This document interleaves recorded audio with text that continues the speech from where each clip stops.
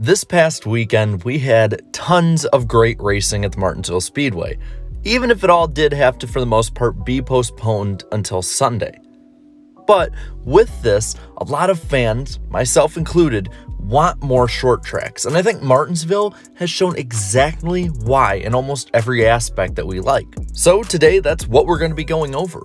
How this weekend at Martinsville has shown why NASCAR needs more short tracks overall. And this isn't just for the Cup Series, it's for Xfinity, trucks, whatever it may be. Just get more tracks that are under a mile in length on these schedules. We need them.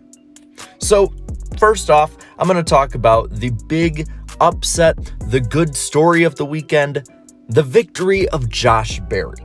Now, Josh Berry has been an underdog who has been given a chance by JR Motorsports and Dale Earnhardt Jr. to show what he's got. And so far, he's done a great job. Now, before this weekend, most people know him as the guy who gave the double bird. Let's be honest, that was pretty damn funny. But what Josh Berry also is a great and talented driver. And he showed it this weekend at Martinsville. And his victory represents what could happen a lot more if there were a lot more short tracks on the schedule. Really, short tracks open up chances for unexpected winners.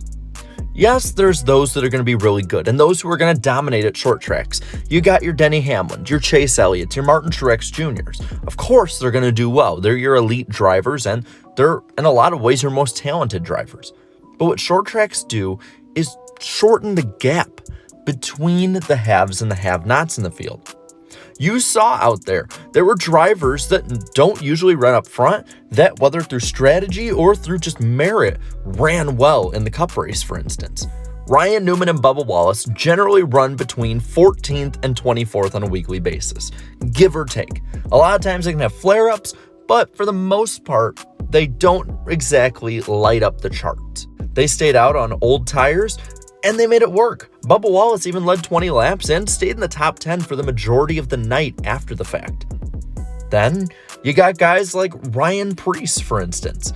Preece ran up in the top 10 for much of the first half of the race, and if it wasn't for problems early on, he probably would have at least got a top 15 on the day.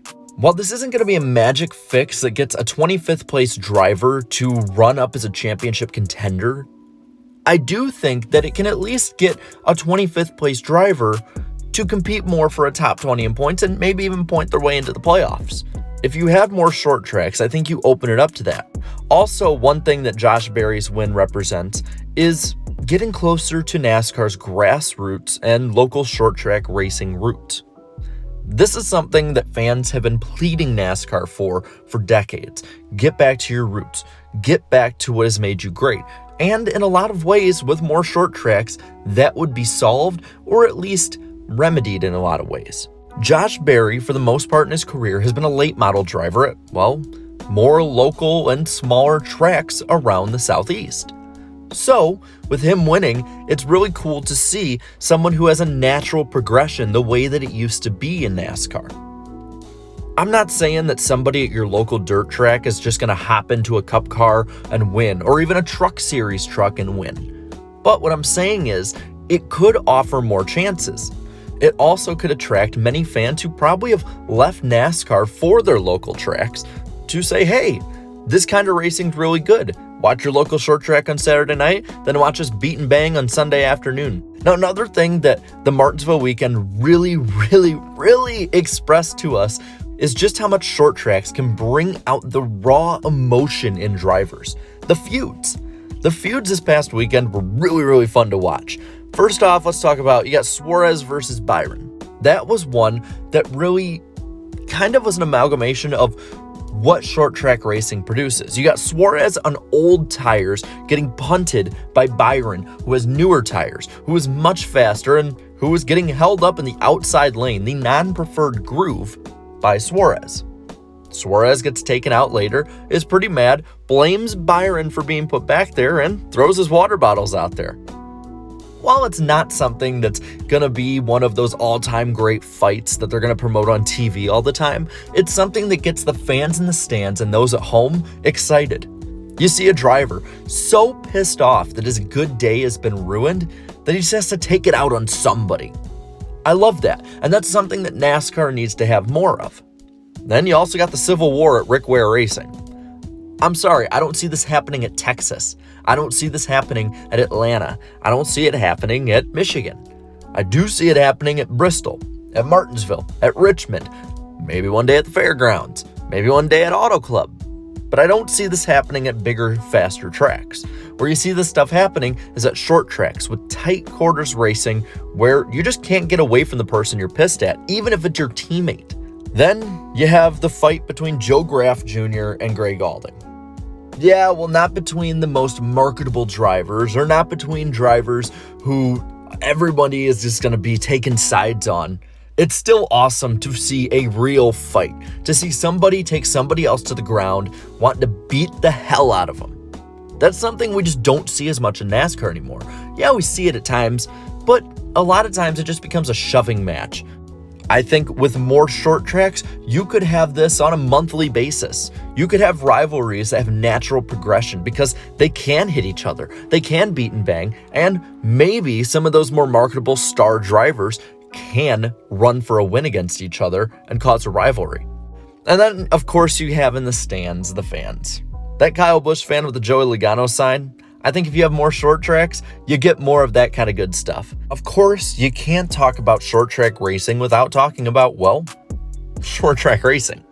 The racing itself is really what sells short tracks to be on the schedule more, no matter what series.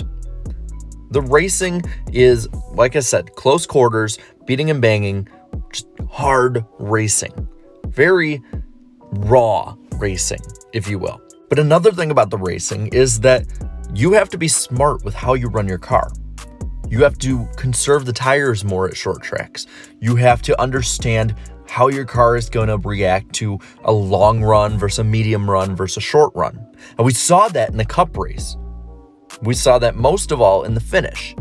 For instance, Denny Hamlin's car was great in the short runs. The first 20, 30 laps of a run, he was almost unbeatable, aside from Ryan Blaney. He could get away, and that's what he did for a good majority of the final run.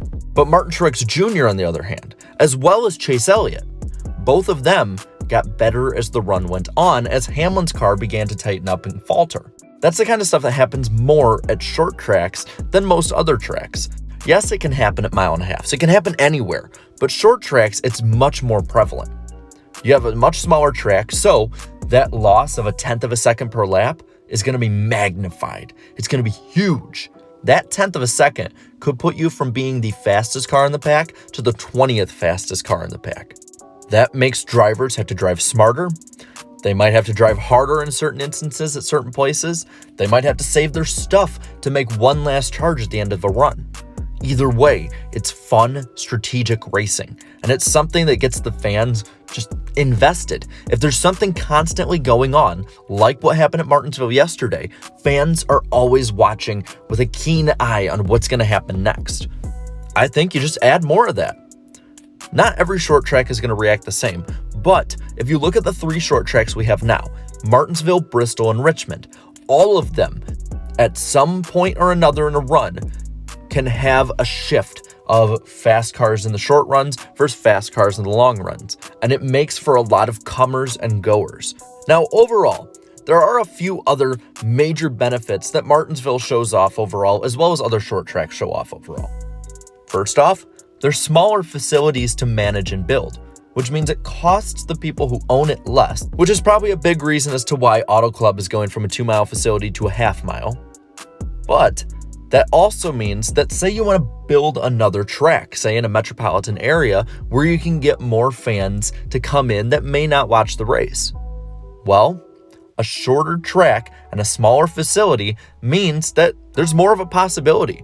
You're never going to build a 2.5 to 2 2/3 mile super speedway like Daytona or Talladega in a downtown area. That's just too much space to ask for. But a half-mile bull ring? I don't see why you can't do that if the city permits. It's exactly why the Nashville Fairgrounds Speedway is possibly making a comeback. Another reason is, like I said before, you return to your roots. You have a chance to further rivalries. These things, while I've said it before, are really important and need to be reiterated. And then overall, more excitement on a regular basis. For the most part, short tracks are really good at bringing out excitement. There's a reason that Bristol and Martinsville are amongst the top 5 favorite tracks of fans out there, alongside tracks like Daytona, Talladega, maybe even Homestead. There's a reason why they're grouped in with these tracks that have awesome racing throughout and great finishes, because they themselves have awesome racing throughout and great finishes. I don't see why we don't just try and make more of that. Get more short tracks on the schedule. If we're gonna have cookie cutter tracks, let's make them half-mile ovals that these drivers really want to race on, that these fans really want to go to, and that the excitement really plays into. That's just my take. Now I want to ask you, how many short tracks do you think we need to add into the NASCAR schedule? I want you to let me know down in the comments below, and while you're at it, leave a like on this video, share this video, and subscribe to my channel for more great NASCAR content like this. And until next time, have a good one.